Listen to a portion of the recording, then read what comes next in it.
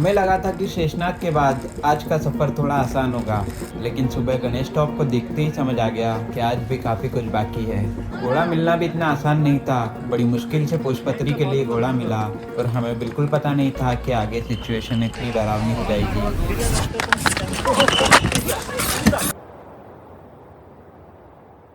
शेषनाग में रात गुजारने के बाद सुबह का एटमॉस्फेयर बिल्कुल अलग था।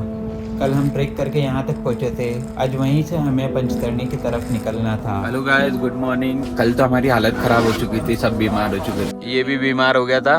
बॉडी में कल की थकान अभी भी थी, लेकिन रुकने का ऑप्शन नहीं था, क्योंकि आज एक और लंबा सफर तय करना था। कैंप से निकलने के बाद कुछ देर तक सब नॉर्मल लग रहा था। हमने भंडारे में नाश्ता किया, लेकिन जैसे ही हम आगे बढ़े, सामने का रूट देखकर समझ आने लगा कि असली चैलेंज अब शुरू होगा। ये था गणेश टॉप। गणेश टॉप का रूट देखकर हमने डिसाइड किया कि पुष्पत्री तक घोड़े से जाना बेटर रहेगा। घोड़े पर बैठते ही लगा कि चलो कम से कम पुष्पत्री तक का सफ़र थोड़ा आसान हो जाएगा, और शुरू के कुछ टाइम तक सफ़र कंफर्टेबल भी लगा। ऊपर से जो नज़ारे मिल रहे थे वो अलग ही लेवल के थे। एक तरफ पहाड़, दूसरी तरफ गहरी वैली और बीच में पतला सा रास्ता। लेकिन फिर एक जगह आराम से ये तो वो है ना, मेरा घोड़ा अचानक फिसल कर गिर गया।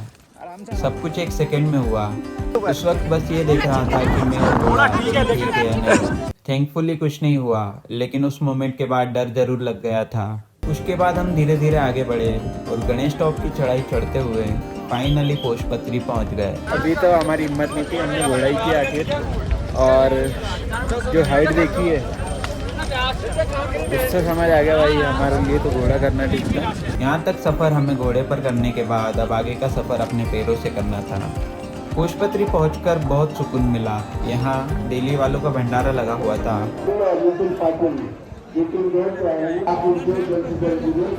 और भाई ये कोई नॉर्मल भंडारा नहीं था। खाना देखकर ऐसा लग रहा था जैसे किसी शादी पार्टी में आ गए हो।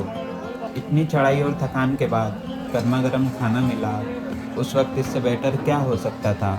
यहाँ बस एक ही काम चल रहा था, सबको खाना खिलाना।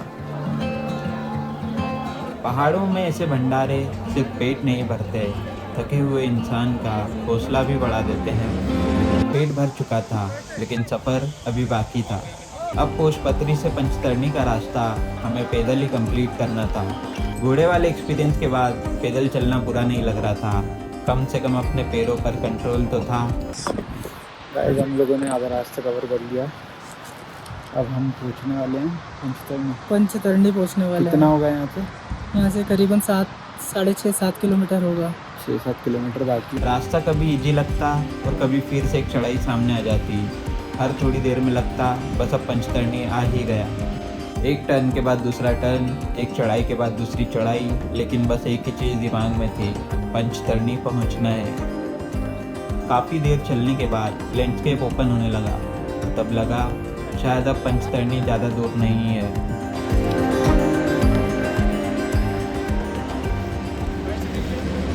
और फिर सामने था पंचतरणी।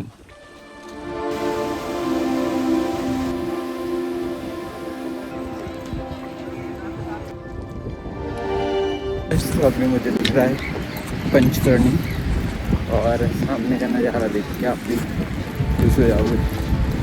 तो अभी हम पहुँचने वाले हैं, अराउंड 2-2.5 किलोमीटर हुआ। फाइनली पंचतरणी पहुंच गए।